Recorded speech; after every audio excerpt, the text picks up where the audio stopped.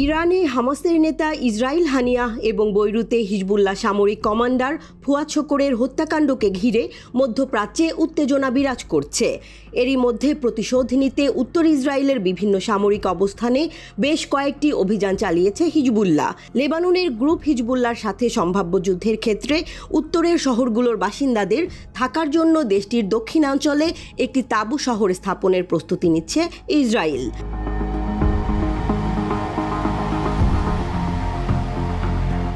ইসরায়েলের দৈনিক ইয়াদিওথ আহরনোথ জানিয়েছে, সেনাবাহিনীর হোম ফ্রন্ট কমান্ডের পাশাপাশি দক্ষিণ ইসরায়েলের বেশ কয়েকটি আঞ্চলিক কাউন্সিলকে হাজার হাজার লোককে সরিয়ে নিতে হতে পারে। এর জন্য তারা প্রস্তুতি নিচ্ছে।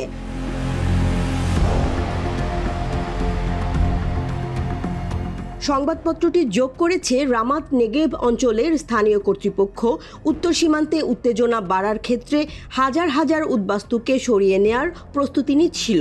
ইতোমধ্যেই সংগ্রহ করা হয়েছে এমন কয়েকশো শয্যা এবং গদিসহ একটি তাঁবু শহর নির্মাণের পরিকল্পনা রয়েছে বলে জানা গেছে।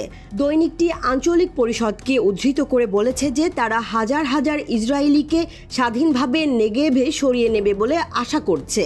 আগত জনসংখ্যাকে সহায়তা করার লক্ষ্যে একটি ম্যানেজমেন্ট ইউনিট প্রতিষ্ঠা করা হয়েছে।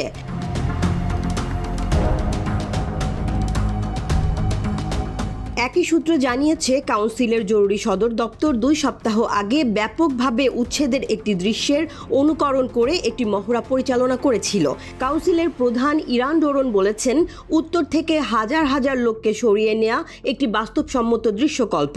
এটির জন্য 6 মাস আগে প্রস্তুতি নেওয়া ভালো হতো।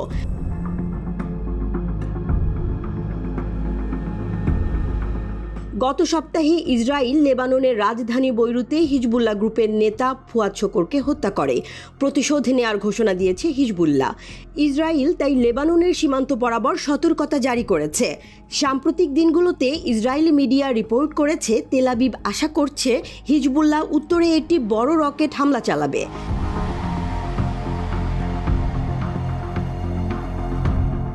কিছু ইসরায়েলি মিডিয়া ধারণা করছে, হিজবুল্লাহর প্রতিশোধমূলক পদক্ষেপগুলো লেবাননের সাথে ইসরায়েলকে একটি পূর্ণমাত্রার যুদ্ধের দিকে নিয়ে যেতে পারে।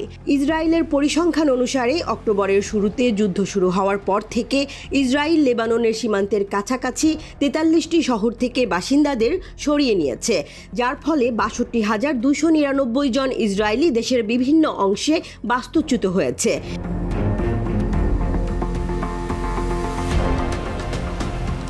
ইসরায়েলি মিডিয়া রিপোর্ট অনুমান করছে, হিজবুল্লাহর হামলার ফলে আরও হাজার হাজার ইসরায়েলি বাস্তুচ্যুত হতে পারে। তাদের আশঙ্কা, এমন অবস্থা কয়েকদিন স্থায়ী হতে পারে। গত অক্টোবর থেকে হামাস শাসিত ফিলিস্তিনে ইসরায়েলের সামরিক হামলায় প্রায় 40,000 ফিলিস্তিনি মারা গেছেন। বাস্তুচ্যুত হয়েছেন 23 লাখ মানুষ। তৈরি হয়েছে তীব্র খাদ্য সংকটও। আগ্রাসনের পর থেকেই গাজাবাসীর প্রতি সংহতি জানিয়ে উত্তর ইসরায়েলে অভিযান চালানো শুরু করে হিজবুল্লাহ।